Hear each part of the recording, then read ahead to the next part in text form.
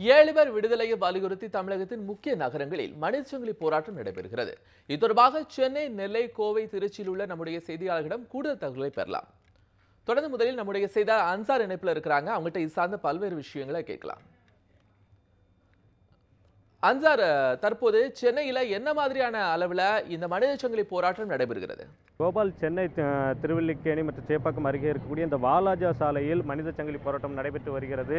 28 ஆண்டுகளாக சிறையில் வாடும் சாந்தன், பேரறிவாளன் உள்ளிட்ட 7 பேரையும் உடனடியாக விடுதலை செய்ய வேண்டும் என்பதை வலியுறுத்தி தமிழகத்தில் பெரும்பான்மையான கட்சிகள் இந்த போராட்டத்தில் பங்கு பெற்றிருக்கின்றன. விடுதலை சிறுத்தைகள் கட்சி, நாம் தமிழர் கட்சி, பாட்டாளி மக்கள் கட்சி உள்ளிட்ட பல்வேறு கட்சிகளும் இந்த போராட்டத்தில் பங்கு பெறுவதாக அறிவித்திருக்கின்றன. இந்த மனித சங்கிலி போராட்டத்திற்காக பேரறிவாளனின் தாயார் அற்புதம்மாள் இந்த பகுதியில் வந்திருக்கிறார். அரசு விருந்தினர் மாளிகை முன்பாக அற்புதம்மாள் மற்றும் பல்வேறு கட்சி தலைவர்கள் இந்த பகுதிக்கு வந்து கொண்டிருக்கிறார்கள். இந்த மனித சங்கிலி போராட்டம் தற்பொழுது தொடங்கி நடைபெற்று வருகிறது. ஏற்கனவே கடந்த செப்டம்பர் மாதம் 6ஆம் தேதி உச்சநீதிமன்றத்தில் ரஞ்சன் கோகாய் தலைமையிலான அமர்வு இந்த 7 பேர் விடுதலையில் மாநில அரசு மற்றும் ஆளுநர் முடிவெடுக்கலாம் என்று அறிவித்ததை அடுத்து செப்டம்பர் 9ஆம் தேதி தலைமைச் செயலகத்தில் சிறப்பு தீர்மானம் நிறைவேற்றப்பட்டு ஆளுநருக்கு பரிந்துரை அனுப்பப்பட்டது. செப்டம்பர் 9ஆம் தேதி அனுப்பப்பட்ட பரிந்துரை இது 6 மாத காலமாகியும் இதுவரை எந்தவித நடவடிக்கையும் எடுக்காததால் உடனடியாக இந்த 7 பேரையும் விடுதலை செய்வதற்கு ஆளுநர் உரிய நடவடிக்கை எடுக்க வேண்டும் என்பதை வலியுறுத்தி இந்த மனித சங்கிலி போராட்டம் தற்பொழுது நடைபெற்று வருகிறது. கோபால்,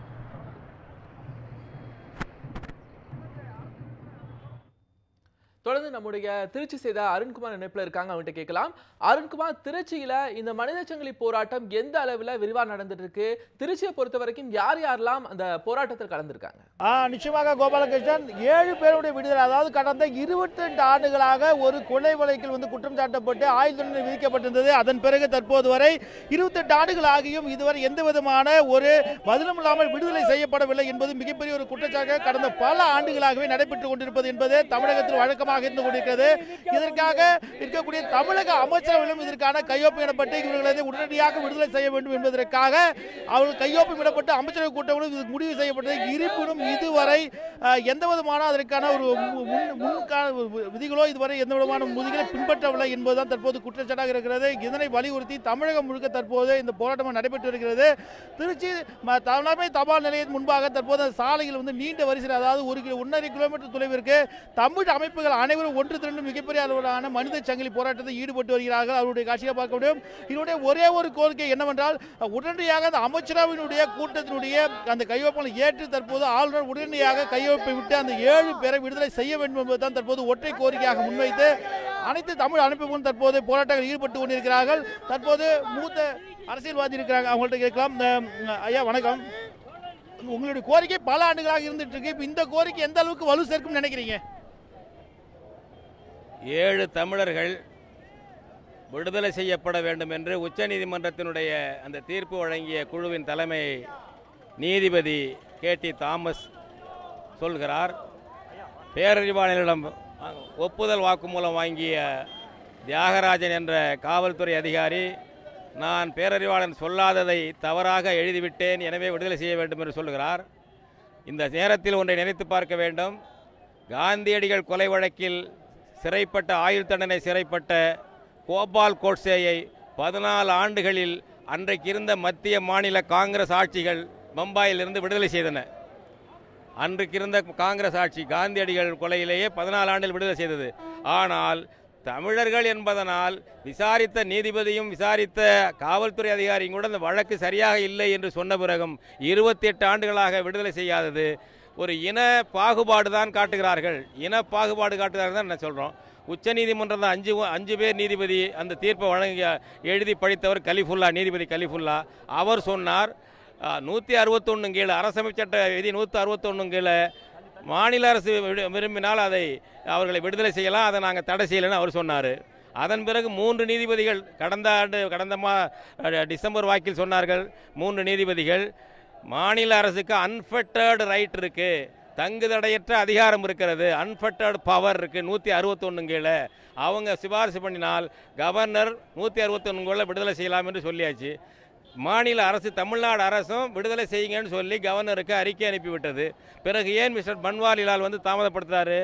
அவர் முடிவெடுப்பதற்கு ஒரு கால வரம்பு அந்த சட்டத்தில் சொல்லப்படவில்லை என்ற ஒரு காரணத்தை தவறாக பயன்படுத்தக்கூடாது, மிஸ்யூஸ் பண்ணக்கூடாது. Mister Banwarilal should not misuse no time limit words. அவர் வந்து உடனடியாக கையெழுத்து போட்டு இந்த 7 தமிழர்களையும் 7 பேரையும் விடுதலை செய்ய வேண்டும். இதுதான் மனித உரிமை. இதுதான் இன்னைக்கு உச்சநீதிமன்றம் அங்கீகரித்துள்ளது. இந்திய அரசமைப்பு சட்டம். தமிழர்கள் என்பதற்காக நீங்கள் இனப்பாகுபாடு காட்டுகிறீர்கள் என்றால் நாங்கள் புரிந்து கொள்கிறோம். இனியாவது மாற்றுங்கள். சட்டம் சொல்லும் நீதியை, உச்சநீதிமன்றம் சொன்ன நீதியை கடைபிடியுங்கள் என்று இந்த மனித சங்கிலி இது கடைசி போராட்டமாக இருக்க வேண்டும் என்று நாங்கள் கேட்டுக்கொள்கிறோம்.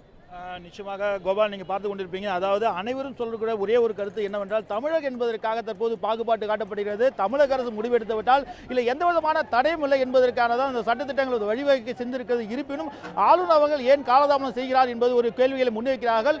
இந்த 7 பேர் விடுதலையில் இந்த போராட்டமானது இறுதி போராட்டமாக இருக்கும் என்பது இந்த தமிழ் அமைப்பினுடைய ஒரு ஆதங்கமாக கோரிக்கையாக முன்வைக்கிறார்கள். கோபால், அருண்குமார் தொடர்ந்து இணைப்பில் இருங்க. கோவையிலிருந்து நம்முடைய செய்தியாளர் பிரசாந்த் நினைத்திருக்கிறார். பிரசாந்த், தற்போது கோவையில் இந்த மனித சங்கிலி போராட்டம் எந்த அளவில் நடைபெறுது? அங்க எந்த முக்கிய பிரமுகர் எல்லாம் கலந்து கொண்டிருக்கிறாங்க? எந்த பகுதியில் இந்த போராட்டம் நடைபெற்று இருக்கு? கோபால், தமிழகம் முழுவதும் இந்த 7 பேர் ஆளுநர் உடனடியாக இந்த அமைச்சரவை வெளியிட்ட அந்த கோப்புகள் அடிப்படையில் உடனடியாக விடுதலை செய்ய வேண்டும், கோப்பில் கையெழுத்து என்ற கோரிக்கையை வலியுறுத்தி தமிழகத்தில் முக்கிய நடைபெற்றது. அதே போல கோவையிலும் காந்திபுரம் பேருந்து நிலையம் அருகே இருக்கக்கூடிய சக்தி நெடுஞ்சாலையில் தற்போது இந்த மனித சங்கிலி போராட்டம் நடைபெற்று வருகிறது. கோவையில் இருக்கக்கூடிய பெரியார் அமைப்புகள் மற்றும் பல்வேறு இயக்கங்கள் சார்பில் இந்த போராட்டமானது நடைபெற்று வருகிறது. குறிப்பாக பல்வேறு நபர்கள் இந்த மனித சங்கிலியோடு பங்கேற்று இந்த போராட்டத்தில் கோஷமிட்டு வராங்க. குறிப்பாக இந்த போராட்டமானது தொடர்ந்து இந்த போராட்டத்தில் பார்த்தீங்கன்னா தந்தை பெரியார் திராவிடத்தின் தலைவர் கு. ராமகிருஷ்ணன், அதே போல எம்எல்ஏ தனியரசு அவர்களும் பங்கேற்று வராங்க. குறிப்பாக இந்த போராட்டம் என்பது இன்னும் ஒரு அரை மணி நேரம் இந்த மனித சங்கிலி போராட்டம் நடைபெற இருக்கிறது. கிட்டத்தட்ட 500க்கும் மேற்பட்ட இந்த போராட்டத்தை பங்கேற்றிருக்காங்க. அதுவும் தற்போது இந்த தந்தை பெரியார் திராவிடத்தின் கு. ராமகிருஷ்ணன் நம்மிடம் இருக்க அவரிடம் கேட்போம். சார் வணக்கம். இந்த போராட்டமானது எந்த அளவிற்கு ஒரு அழுத்தத்தை மீண்டும் கொடுக்கும்னு நினைக்கிறீங்க? 28 ஆண்டு காலமாக சிறையில் வாடக்கூடிய 7 தமிழர்களை விடுதலை செய்ய வேண்டும் என்ற கோரிக்கையை வலியுறுத்தி இன்றைக்கு 7 நகரங்களிலே மனித சங்கிலி போராட்டம் அனைத்து மக்களாலும் ஒருங்கிணைந்து நடத்தப்படுகின்றது. இது மக்கள் சக்தியாக திரண்டு வருகின்றது. இப்போது அரசியல் கட்சிகள், சமூக அமைப்புகள் அல்லாமல் மக்களும் இன்றைக்கு இந்த மனித சங்கிலியில் கலந்து கொண்டிருக்கின்றார்கள். இந்த குரல் நிச்சயமாக டெல்லியை எட்டும், ஆளுநரை எட்டும். ஆளுநர் நிச்சயம் கையெழுத்திட வேண்டும் என்ற கோரிக்கையை மக்களிடத்தில் வருகின்றது. இது தேர்தலிலும் கூட எதிரொலிக்கின்ற அளவுக்கு ஒரு மக்கள் சக்தியாக இது மாறிக்கொண்டிருக்கின்றது. 7 ஆண்டு காலம் சிறையில் இருக்கக்கூடிய 7 தமிழர்களையும் விடுதலை செய்ய வேண்டும் என்று உச்சநீதிமன்றம் தீர்ப்பளித்திருக்கின்றது. அதன் அடிப்படையில் சட்டமன்றத்திலும் தீர்மானம் நிறைவேற்றியிருக்கின்றார்கள். இதையும் தாண்டி கவர்னர் மட்டுமே இப்போது கையெழுத்திட வேண்டும். அது என்ன தயக்கம் என்ற நிலையிலே இன்றைக்கு மக்கள் கேட்டுக்கொண்டிருக்கின்றார்கள். மக்கள் எழுச்சி நிச்சயம் கவர்னரை கையெழுத்திட தூண்டும். குறிப்பாக தற்போது கோபால், தனியரசு எம்எல்ஏ நம்மிடம் இருக்கிறார், அவரை கேட்போம். சார் வணக்கம். இது அமைச்சரவை கூடி முடிவெடுத்த பிறகும் இது ஆளுநர் காலத்தாமதம், இதுக்கு பின்னாடி அரசியல் இருக்குன்னு நினைக்கிறீங்களா? இல்லை, இது மிகப்பெரிய அரசியல் சூழ்ச்சியின் காரணமாக 27 ஆண்டு காலம் அப்பாவி இளைஞனாக கல்லூரி மாணவனாக இருந்த பொழுது சிறைப்பட்ட பேரறிவாளர், அதே போன்று சகோதரி நளினி, 7 தமிழர்கள் மிக கொடுமையான நெருக்கடிகளிலே பொய்யாக புனையப்பட்ட சட்டத்திலே வழக்கில் 27 ஆண்டு காலம் இந்திய நாட்டினுடைய சிறையில், குறிப்பாக தமிழ்நாட்டினுடைய சிறையில் வாடுவது என்பது அனைவருக்கும் சட்டத்தின்பால், நீதியின்பால், ஜனநாயகத்தின்பால் நம்பிக்கை இருக்கிறவர்களுக்கு மிகுந்த வேதனையை, துன்பத்தை தருகிறது. ஒட்டுமொத்த தமிழ் சமூகத்தினுடைய கோரிக்கை உடனடியாக 7 தமிழர்களை விடுவிக்க வேண்டும் என்பதுதான். இதை உணர்ந்துதான் அண்ணா திராவிட முன்னேற்ற கழக அரசு, புரட்சித் தலைவர் அம்மாவுடைய அரசு 7வரையும் தமிழ்நாடு சட்டமன்ற பேரவையில் தீர்மானம் இயற்றியது. தீர்மானம் இயற்றியது மட்டுமல்ல, அமைச்சரவை குழுவே முடிவு செய்து ஆளுநருக்கு 161 உச்ச அதிகாரத்தை, இறமையை பயன்படுத்தி ஆளுநர் உடனடியாக விடுவிக்க வேண்டும் என்று அமைச்சரவை குழுவே தீர்மானம் இயற்றிய பிறகும் கூட ஒட்டுமொத்த தமிழ்நாட்டினுடைய அனைத்து அரசியல் கட்சிகளும் கோரிக்கை வைத்த பிறகு கூட மத்திய பாஜகவினுடைய மோடி அரசு, அதனுடைய ஆளுநர் பன்வாரிலால் புரோஹித் அவர்கள் இன்னமும் 7 தமிழர்களை 27 ஆண்டுகள் அவர்கள் சிறைப்பட்டு கிடந்த பொழுதும் கூட உச்சநீதிமன்றமே அவர்களை விடுவிப்பதற்கு வழிகாட்டிய பிறகும் கூட இன்னமும் தடுத்து வைத்திருப்பது மிகப்பெரிய அநீதி. உடனடியாக அவரை விடுவிக்க வேண்டும் என்பதற்கு தான் இன்றைக்கு தமிழ்நாடு முழுக்க லட்சோப தமிழர்கள் மனித சங்கிலியாக கரம் கோர்த்து அறவழியிலே 7 தமிழர்களை பேரறிவாளர் உள்ளிட்ட 7 தமிழர்கள் உடனே விடுவிக்க வேண்டும் என்பதுதான் நம்முடைய கோரிக்கை. இந்த மனித சங்கிலி மிகப்பெரிய வெற்றி பெற்றிருக்கிறது. இனிமேலாவது காலம் தாழ்த்தாமல் ஆளுநர் பன்வாரிலால் புரோஹித் அவர்கள் உடனே 7 தமிழர்களை விடுவிக்க வேண்டும் வேண்டும் வேண்டும். குறிப்பாக கோபால் சொல்வது போல பல்வேறு பெரியாய்கள் மற்றும் அமைப்புகள் சார்பில் நடைபெற்ற இந்த போராட்டத்தில் கூட முறையாக இந்த அரசியல் இருக்கிறது, அதுவும் மத்திய அரசு இந்த விஷயத்தில் அரசியல் செய்வதாக எம்எல்ஏ மற்றும் பெரியார் அமைப்புகள் பல்வேறு தரப்பில் குற்றச்சாட்டாக இருக்கிறது. எனவே உடனடியாக இந்த மத்திய அரசு அதாவது அமைச்சரவை கூடிய முடிவெடுத்த உடனடியாக ஆளுநர் இதற்கு கையெழுத்திட்டு இவர்களை விடுவிக்க வேண்டும் என்பதே இதோட ஒற்றை கோரிக்கையாக இருக்கிறது. பிரசாந்த், தொடர்ந்து இணைப்பில் இருங்க. நம்முடைய திருநெல்வேலி செய்தியாளர் ஆல்வின் நம்மோட இணைப்பில் இருக்கிறாங்க. அங்க எந்த மாதிரி இந்த போராட்டம் நடைபெற்று இருக்கு அப்படின்னு கேட்கலாம். ஆல்வின், நெல்லை மாவட்டத்தை பொறுத்த வரைக்கும் இந்த மனித சங்கிலி போராட்டம் எந்த அளவில் விரிவடைஞ்சிருக்கிறது, அங்க யாரெல்லாம் கலந்து கொண்டு இருக்கிறாங்க, எந்த பகுதியில் இந்த போராட்டம் நடைபெற்று கொண்டிருக்கு? கோபாலகிருஷ்ணன், 7 பேரை விடுதலை செய்ய வேண்டும் என்ற வலியுறுத்தி இன்றைய தினம் தமிழகம் முழுவதும் இந்த போராட்டம் நடைபெற்று வரக்கூடிய நிலையில் திருநெல்வேலியை பொறுத்தவரையில் பாளையங்கோட்டையில் இந்த போராட்டம் என்பது மனித சங்கிலி போராட்டம் என்பது நடைபெற்று கொண்டிருக்கிறது.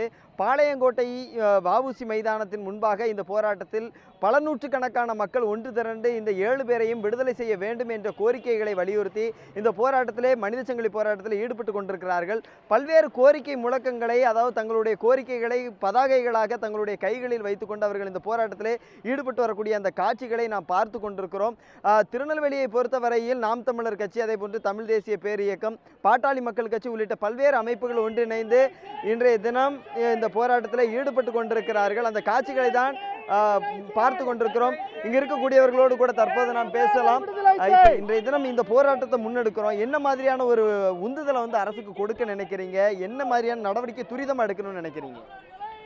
7 பேரை விடுதலை செய்ய சொல்லி ஏற்கனவே சட்டமன்றத்தில் தீர்மானம் நிறைவேற்றியாச்சு. தீர்மானம் நிறைவேற்றதுக்கு அப்புறமும் கவர்னர் இதுவரையும் கண்டுகொள்ளாமல் இருக்கிறது கண்டிக்கத்தக்கதுங்கிற அடிப்படையில் தான் நாங்கள் உடனடியாக கவர்னர் அந்த 7 பேரை விடுதலை செய்வதற்கான நடவடிக்கை எடுக்கணும்னு சொல்லி தான் இந்த மனித சங்கிலி போராட்டத்தை நடத்திக்கிட்டு இருக்கோம். இது அமைதியான வழியில் நாங்கள் போராட்டத்தை நடத்துகிறோம். அமைதியான போராட்டத்துக்கு நிச்சயமாக இந்த கவர்னர் இந்த அரசுக்கு செவிசாய்ச்சு உடனடியாக அந்த 7 பேரை விடுதலை செய்வதற்கான நடவடிக்கை எடுக்கணும்.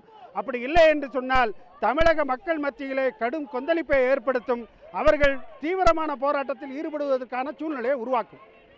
இந்த ஒரு அகிம்சை வழியில் நடைபெறக்கூடிய இந்த மனித சங்கிலி போராட்டத்திற்கு உள்ளேயே அரசு உரிய நடவடிக்கை எடுக்க வேண்டும் என்ற கோரிக்கை வைத்திருக்கிறாங்க. இப்ப இன்றைய தினம் நாடாளுமன்ற தேர்தல் எல்லாம் வரக்கூடிய நிலையில இந்த உந்துதல், இந்த போராட்டத்தின் மூலமாக எது போன்ற ஒரு உந்துதல் நீங்க கொடுக்கணும்னு நினைக்கிறீங்க? இந்த பாராளுமன்ற தேர்தல் வர்றதுனால ஒருவேளை தேர்தல் லாபத்துக்காகவாவது எங்கள் உயிர்களை அவங்க விடுதலை செய்வாங்க நாங்கள் எதிர்பார்க்கிறோம். அதுக்காக இந்த அழுத்தத்தை கொடுக்குறோம்.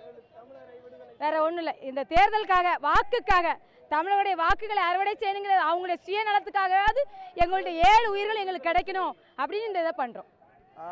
7 பேரை விடுதலை செய்வதில் அரசு உரிய நடவடிக்கை எடுக்க வேண்டும். அதே போன்று தேர்தல் நெருங்கக்கூடிய நிலையில் வாக்கு வங்கிக்காகவாவது அவர்களை விடுதலை செய்ய வேண்டும் என்ற கோரிக்கை இந்த போராட்டத்தில் ஈடுபட்டிருக்கக்கூடிய பல்வேறு மக்களும் முன்வைத்துக் கொண்டிருக்கிறார்கள். கோரிக்கை பதாகைகள் வழங்கிய அந்த பதாகைகளோடு இந்த போராட்டத்தில் மாணவர்கள் கூட கலந்து கொண்டிருக்கிறார்கள். சிறுவர் சிறுமியர் கூட இன்றைய தினம் இந்த போராட்டத்தில் கலந்து கொள்ளக்கூடிய ஒரு நிலையை பாளையங்கோட்டையில் பார்க்க முடிகிறது. ஏராளமானோர் தொடர்ந்து இந்த போராட்டத்தில் பங்கேற்றுக் கொண்டு இருக்கிறார்கள்.